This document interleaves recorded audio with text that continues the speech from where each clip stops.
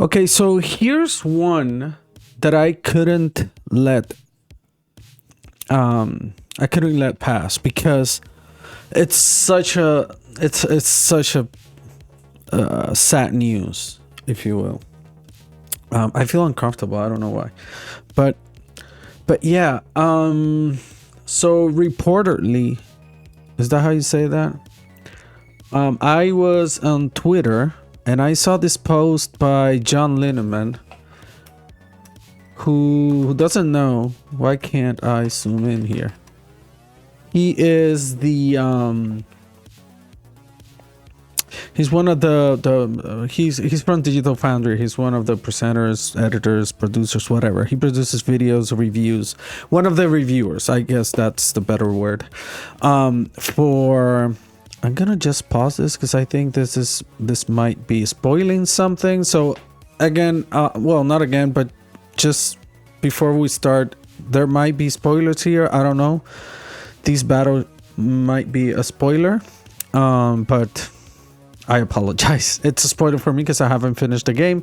But yeah, I'm talking. The biggest spoiler here is that I'm talking about Prince of Persia, The Lost Crown. And I was browsing here on Twitter or X, whatever, and I read this post from him. And this is a shame. The game deserves far better, and I hope people are willing to give it a chance at some point. I've taken issue with many of Ubi's past design practices, and this feels like an answer to those critiques. A game built first with creativity and fun in mind. And this is a response to this bad news. The fact that Prince of Persia, The Lost Crown reportedly only sold 300,000 copies. It's a real shame, and I have to agree, and that's actually why I'm making this video, because after reading this I went ahead and searched a little bit on Googled a little bit about it. Yes, I found this website, gamereactor.eu. I guess this is a European website. Report: Prince of Persia: The Lost Crown has sold around 300,000 units. And you know, this is very sad to say the least, because and the main reason why I am making this video is not because I want to give an opinion on how, you know, in disagreement or how sad this news is, because it really is.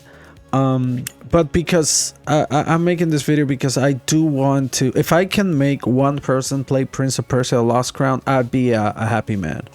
And you know, that's why I'm making this video, because this doesn't reflect at all the quality of this game. It just doesn't. This game is too good. It's a great game that really should have sold more, and should be a game that more people definitely needs to play. Now let's go over the article here a little bit just to see what's going on.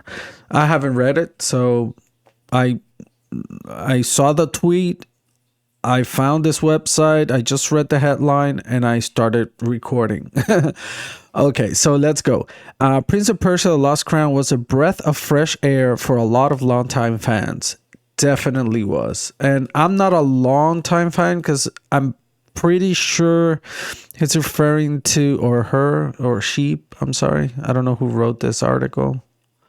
And Alex Hopley. Okay, so I'm pretty sure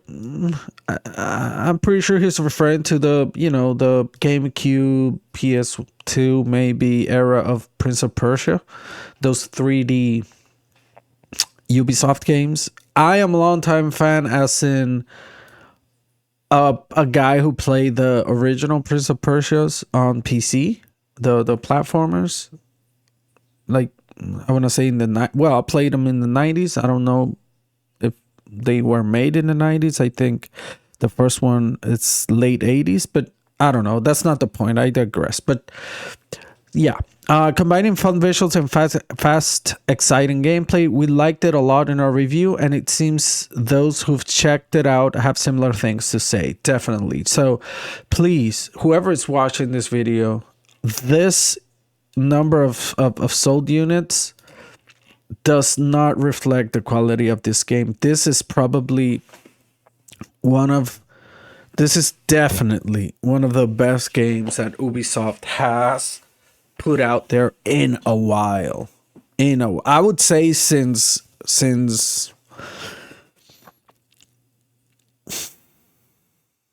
and this is not hating, because I'm actually a Ubisoft defender, and whenever they do something good, I know they deserve a little bit of the the hate that they get, if you will. They have made some very bad decisions, and they have put into games very bad monetization practices, and I'm not going to defend those, but I'm not going to trash or hate on Ubisoft whenever they do something good, or whenever they do something that responds to everything that has been criticized before. Because this game, if you want to talk about making something different, this game is completely different. So for those who are always talking about how Ubisoft, everything is a Far Cry clone, and everything is just a bloated open world full of icons with activities to do, and they're bad quality and whatever. Okay, yeah. All of those criticisms Ubisoft deserve, I guess. But I'm not going to be hating on Ubisoft whenever they do a good game. Or whenever they do something responding to that, apparently responding to that, because this game is completely different. It's not the same thing. It's not the same 3D, not 3D. It's not the same open world game. It's not the next Far Cry made into a Prince of Persia, or it's not a Assassin's Creed made into a Prince of Persia, which it actually worked the other way around. I think Assassin's Creed came out of a project that was supposed to be a Prince of Persia. So anyways, they did something different. So your criticism on this end doesn't apply. They did something completely different and completely unexpected, to the point where people were actually mad because of how different they went with this game, because everyone was expecting either a new Prince of Persia, like the 3D Prince of Persia that we got in the 2010s, I think, or a remake of Sand of Time, or the first Ubisoft game, I think, Sands of Time, something like that. Anyways, the point is, they made something completely unexpected and different, and not only different, but it's really good. There's no microtransactions here, so if you want to complain about microtransactions and season passes and all of that crap, none of that is here. This is just a bare bone video game as a video game. It actually almost feels like an indie game.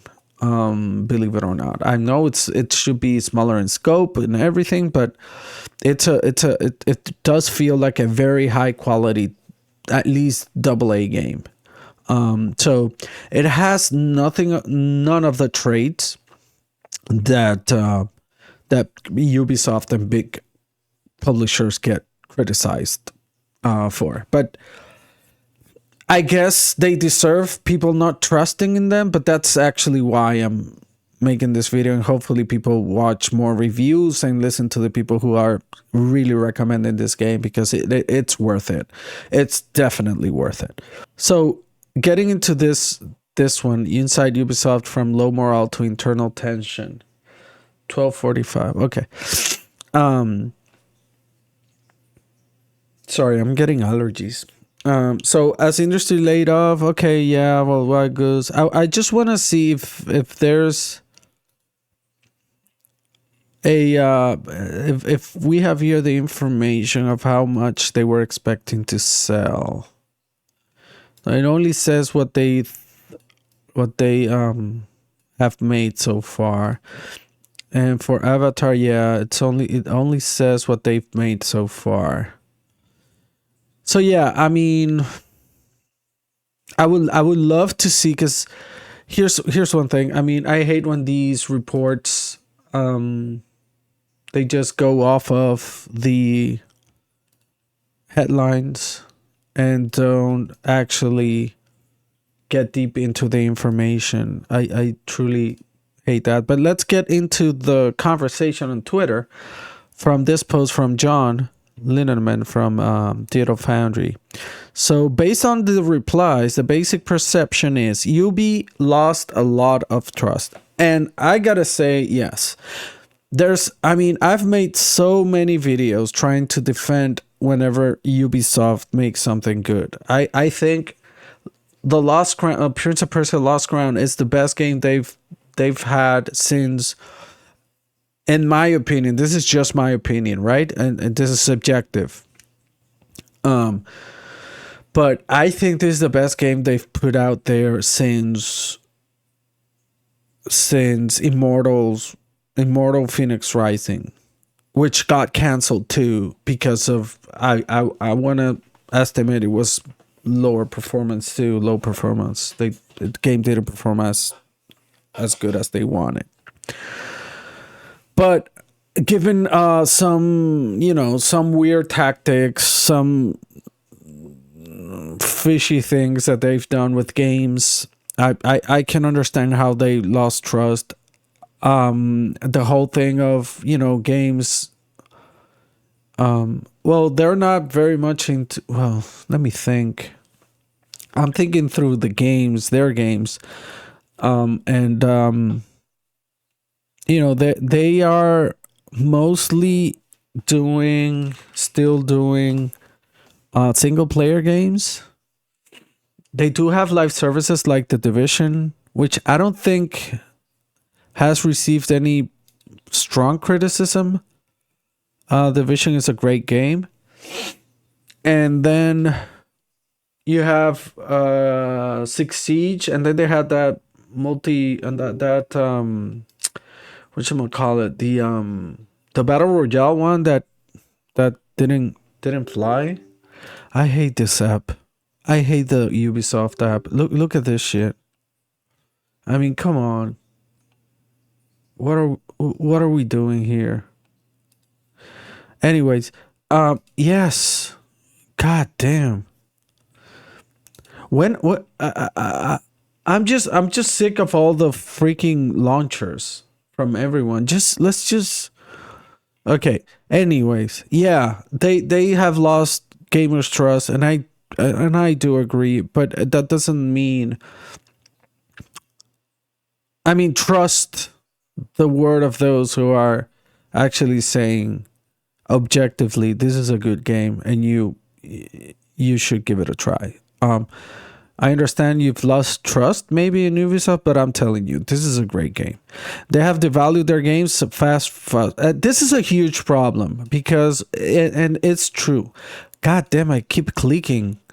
And it's so true. They have devalued their games with fast price drops. And this is completely true. I mean, I think that's a huge problem because, like, they release the game and 2 weeks later, the game is 40% off, 20% off, 50% off, whatever amount of percentage off. And they do it too quickly. I think they do it too quickly. Like Avatar, 2 weeks after it launched, there was already a discounted price on the Epic Store, like a 40%, or I don't know how much was it. But, that doesn't help because what is going to happen is that people are going to wait for that to happen before they purchase a game. Especially if it's like a game that is not... I think that video games right now, especially in the AAA space, are all so big and just like open worlds and RPGs and all this, and you can do whatever you want and you have many options and you can, choose and have you have a huge map and you can choose where to go, like all those open world traits that I'm sick of, to be honest.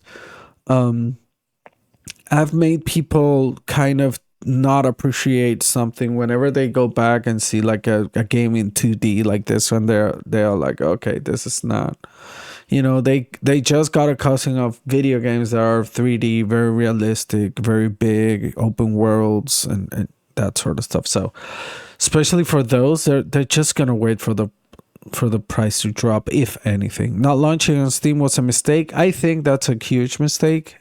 I didn't know that they didn't launch on Steam, but I think it's a huge mistake. Subscription services discourage purchases. I don't think that. Well, that this brings an interesting question though, because then if they do have the copies and they do have subscription services. Now, the metrics for them, for the performance on sales and the metrics on subscription may differ. Like, for example, how are we estimating how many people are playing? Only for sales? I mean, if is it 300,000 players or is it 300,000 copies? So here it says sold 300,000 copies. But in the previous one, I think it said something like players. Here, the game has around 300,000 players.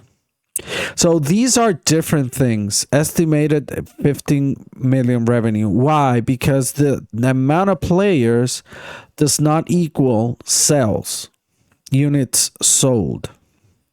It just equals the amount of players that, concurrent players. Now, why this distinction is important is because they have the subscription service, Ubisoft Plus. So within those 300,000, there are subscribers. Then the units sold are less than 300,000.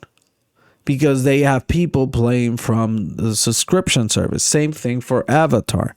So we may not have the right information in these articles, like the complete information. And sadly, it could be worse based on the information we're getting here. So has hit 300 players. That is very different from sold around 300 units. Those are two different things. So, and then Ubisoft account optional is hated. Ubisoft account optional is hated. I'm not sure what this means. What does this mean? Okay, so let's read a little bit of the responses. In my opinion, pricing isn't that good. It's $50. I don't think it's bad, especially because it's a big...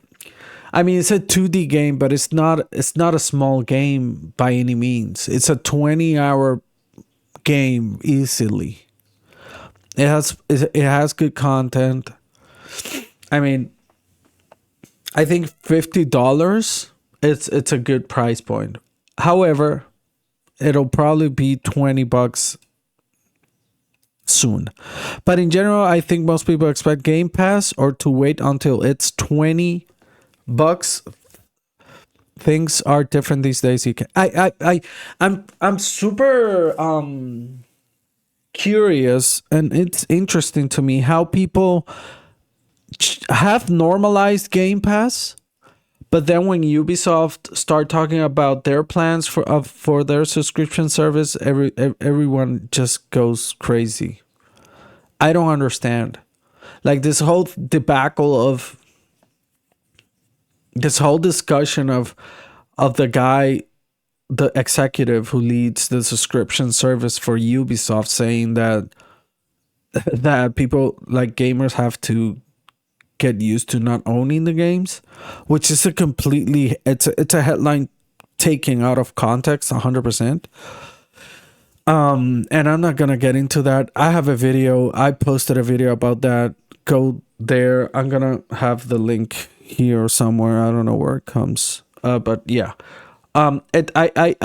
it's interesting to me how people just go bananas whenever a Ubisoft executive says something like that. But Game Pass, it's normal. We have normalized Game Pass. I mean, we just say like, we're just waiting for it to be on Game Pass instead of buying the game. So what's the whole drama with ownership if you're just going to normalize Game Pass? It's the same shit. It's not owning the game. The pricing is amazing. It's 50. Oh, this is John's response to this. Yeah, I agree. The pricing is amazing. Well, it's not amazing, but it's not bad. It's what I'm going to say. It's $50. That's a great price for a game this good. It's not a short game. That's what I was saying. It's probably a 20-hour game easily. You know what game was 20-hour long? God of War. God of War 2018 was approximately 20 hours. Ragnarok was approximately 25 hours, something like that. So this is a 20. Now, in terms of scale, are we talking about the same thing? No, of course not. But in terms of length, which is something that gamers really value nowadays. I mean, gamers like to base their value proposition based on how much time the game has to offer, which I disagree completely. But anyways, this game it's not a short game. I feel like open world checklist games have ruined people. Exactly what I was saying. Wow. Okay. I feel like open world checklist games have ruined people's ability to appreciate a tightly designed game. Absolutely agree. I agree 100%. The real problem is the price and the look of the game. And the look of the game? The game looks amazing. Ori and the Will of the Wisps, $30. What? Cuphead 20, Inside 20, Celeste 20, Hollow Knight 15, Shovel Knight 15. I mean, this is a really bad response, to be honest. John says, yeah, but those games are all much older and smaller in scope. Prices have increased across the board. There are many factors to consider. I mean, this is a very bad response, in my opinion, to be honest. Here's why. First of all, the real problem is price. Okay, price. Now, Ori right now is $30. Now, Cuphead is $20 now. Inside Celeste are $20 now. Hollow Knight and Shovel Knight are $15 now. We're talking about what, 5-year-old games and up? Because I'm pretty sure Hollow Knight is older and Celeste maybe. Celeste, it's probably like 6 years old or 5 years old. Shovel Knight is definitely older. Inside is definitely older. Cuphead is probably like 6-7 years old. And Ori, I don't recall. However, I'm pretty sure this guy, if he actually is a gamer and play these type of games, considering that, I mean, how can I say this? What I'm trying to say is, I guess, these are old games. And we cannot base the price of a new game, of a game today, coming out today, based on how the prices of older games are out there. I mean, that's like saying Spider-Man 2, it's too expensive at $60 or $70 because Spider-Man 1 I can get for $20. What? It doesn't make any sense. That really doesn't make any sense. So Elden Ring shouldn't have been a $60 game because, I don't know, I could get another open world game for $40. Another open world game that's 5 years old for $40. That really doesn't make any sense. the point here that he's trying to make doesn't make any sense. Now, can you consider playing all of these games before getting into the Lost Crown? Yeah, probably then. Or any of these games, but this is not what we're talking about. What you're saying is the Lost Crown is too expensive because these older games are cheaper. This is bad. And then the look of the game, this person has no appreciation for art direction whatsoever. And to be honest, I would argue I would argue like in my point, and this is just my opinion at the moment, this is not an objective thing, but out of these games, I would say that the I would place, if Prince of Persia was in this games, was here in this list, the order in which I would, the top 3 games in art direction out of this list will be Ori in first place, Cuphead in second place, and Prince of Persia in third place. And then the rest. It's as simple as that. I mean, the art direction in Prince of Persia is superb. The level design, the levels, everything. The animations are amazing. The look of the characters. Yeah, you could argue that the character looks too modern and doesn't look Persian or whatever. Yeah, you can say that. But that's not what you're... Well, I mean, maybe that's what you're referring to. This person is referring to when he says the look of the game. I just don't think so. I don't agree. Every day Steam charts are posted talking about games breaking records, and Ubisoft not releasing their games on Steam just boggles my mind. Every game on EGS, Epic Game Store, okay, suffers from poor sales. First, it was Alan Wake 2. Now this. Yeah, I do think that's part of the issue. I do think that could be part of the issue. They should have brought the game to Steam. Now, here's one thing.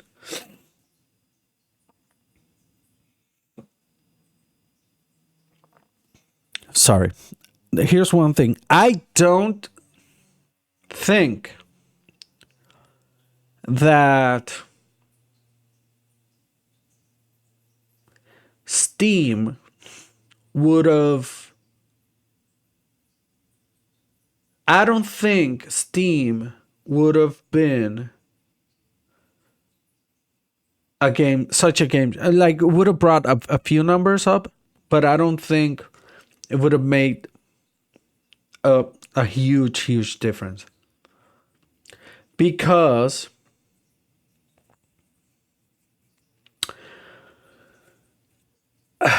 this game came out in all platforms.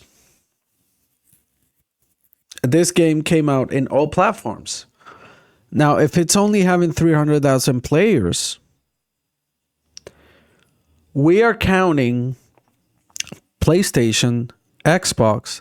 I don't remember if both PlayStations. Let me search. Prince of Persia, Lost Crown. Let me see. So we're talking about a game that came out in Nintendo Switch, PlayStation 4, PlayStation 5, Windows, Xbox One, and Xbox Series X and S. All of the platforms, right? And for PC, it only came out in the Ubisoft store and Epic store. Now, sure, Steam would have added a few more numbers, but it would have. I don't think that having like all of the platforms there, and actually being cross generation. I don't think Steam would have brought that many numbers, to be honest. I would love to see the numbers like in a chart of it's separated by the platform it was played on. I would love to see that. It's what happens when you do greedy route for so long. Consumer loses faith. That's true. Yeah, I wouldn't say greedy, but I understand. Ubisoft next game could be better than GTA 6, but the consumer will look at it as a Ubisoft game. They need to do a rebranding.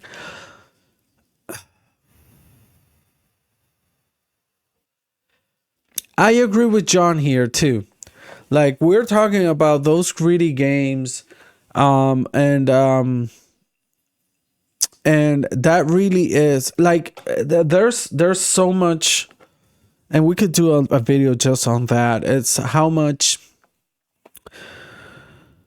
louder, how much louder we, the enthusiast, let's say, on the internet, how much louder we are than the rest of the gaming community. Because we really think that because we in the internet hate the microtransactions on Valhalla, if you will, most of gamers give a fuck. And to be honest, nobody gives a shit. Like most gamers don't give a shit. Especially if it's something not needed in the game. If we're talking about microtransactions that are not game breaking or that you actually need to progress. So I've seen gamers like the casual type just playing the games and not even knowing that there's a store, like a tab for a store. So we really believe that our reality is everybody else's reality, and that's not true. Most gamers are casual gamers who are not playing games 8 hours a day, streaming or creating content on it, and they don't leave off of playing the games like all the content creators online are. So they just go to work for 8 to 10 hours, come back home, deal with whatever they have to deal at home, and then maybe play a game for an hour or two. So the reality is completely different. And I do agree those greedy games are the ones that sell. Yes, of course, yes. Like the Assassin's Creed, they sell millions and millions and millions. Well, we just saw it. Assassin's Creed Mirage sold more than 5 million copies. That greedy game, right? I just think most people assume it will be a bargain bins very soon. Yeah, that's true. I agree, and companies like Ubi are to blame for this. I agree. I haven't played it, but from what I've seen, it looks awful. I don't know what people like about it. I just don't agree with this. I mean, if you, again, taste, yeah, sure, you can, but the game is objectively good.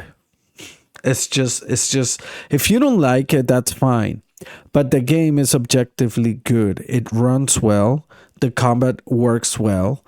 The level design works well. The traversal works well. The music works well. The animations work well. What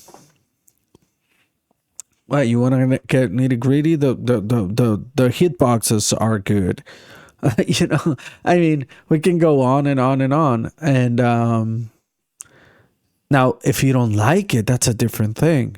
But the game isn't trash because you don't like it. Like, I don't like Dark Souls. You're never going to see me saying that Dark Souls is trash because I don't like it. You're never going to see it because those are very good games. Like, I've always say this in my streams, and it's like I have a very weird relationship with Bloodborne because it's one of my it's one of my favorite games that that I will never play. Because that's how it is. Give the demo a shot and see what you think. Maybe it's not your cup of tea, but it's worth trying. The game is super creative and fun to play. Also, check out the TF video I did. Yeah, I agree with him. The prince being made a Princess Peach to rescue in his own franchise made me don't want to play. Yeah, these are the purists, and I've gotten a few of them in my stream.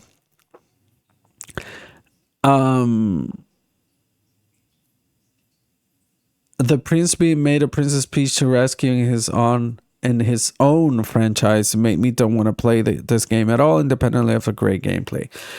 The purists, I've had some purists in my stream, and they despise the game. They hate the game because of this same reason. Because I mean, and I agree. Like the Prince of Persia was a badass, and here it's this weak prince that needs to be rescued. Story wise, to be honest, I don't give a fuck. I just don't care. But I could see that point.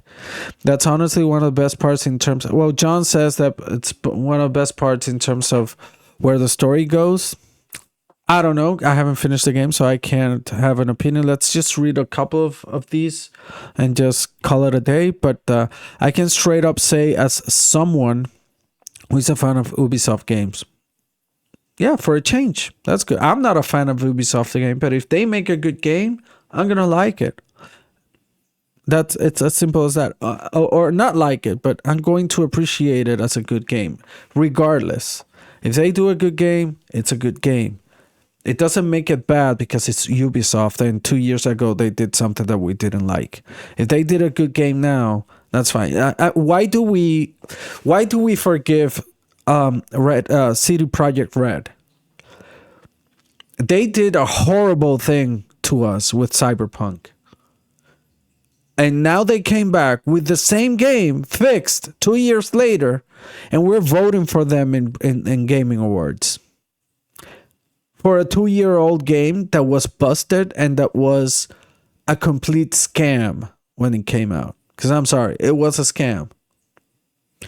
They did the most horrible ways to release a game and lie to us and avoid the issues and such. And they got caught in 4K, and now we forgave them.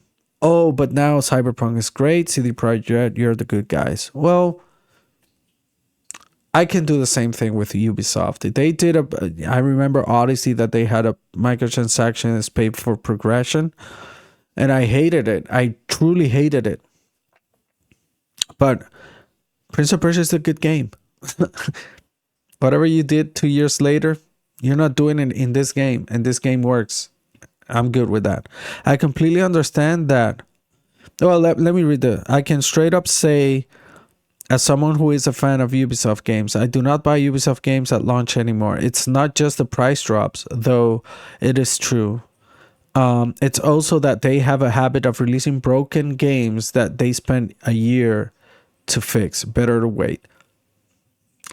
That could be a point. Latest games that I've gotten from Ubisoft are not having these problems, but yeah, that could be a reputation thing too. I completely understand that. In that case, however, they actually release a super polished and awesome game. And when I gotta say, I caught a few bugs. So, John, I give Christopher a point here, because I do caught a few bugs, game-breaking bugs, that I had to restart my game. So that's that. So let me read just one more. Let me just go randomly here instead of going in order. Let's get here. They did a terrible time advertising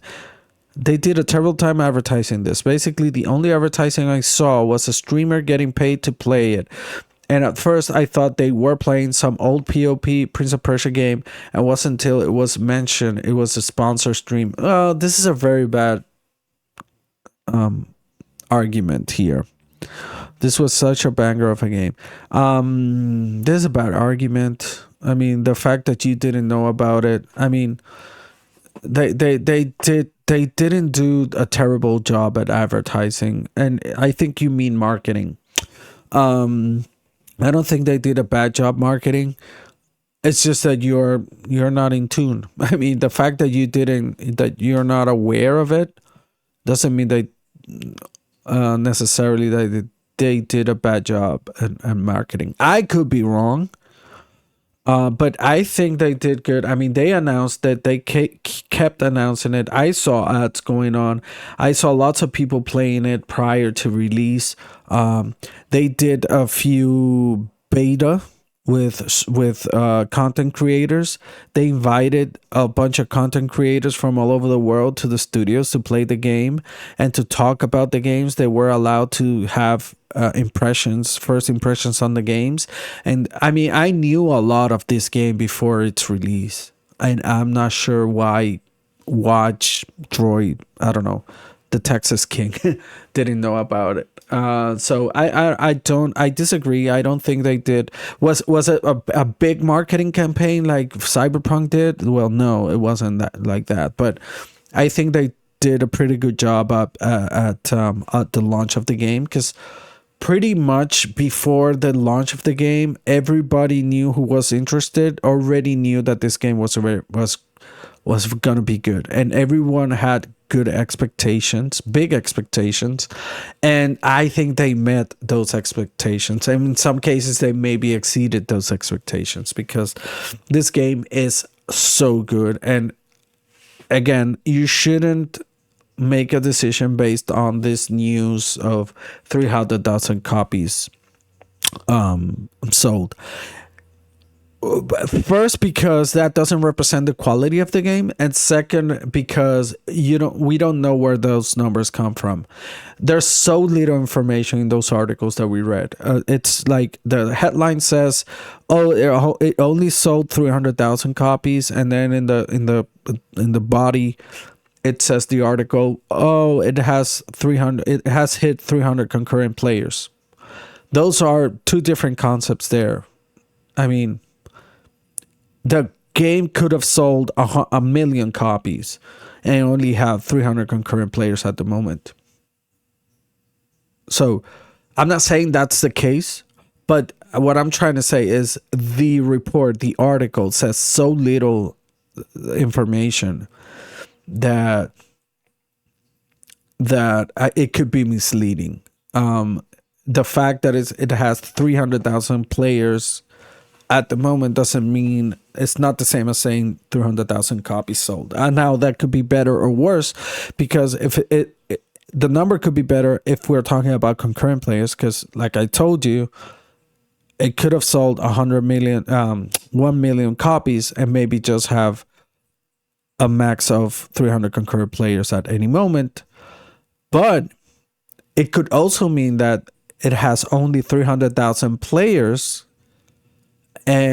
but those players are also counting those who are in the subscription Ubisoft Plus, which means in terms of sales, they have sold less than 300,000. So, example, if the number is 300,000 players, and out of those 100,000 are playing on the subscription, then that means that they've only sold 200,000.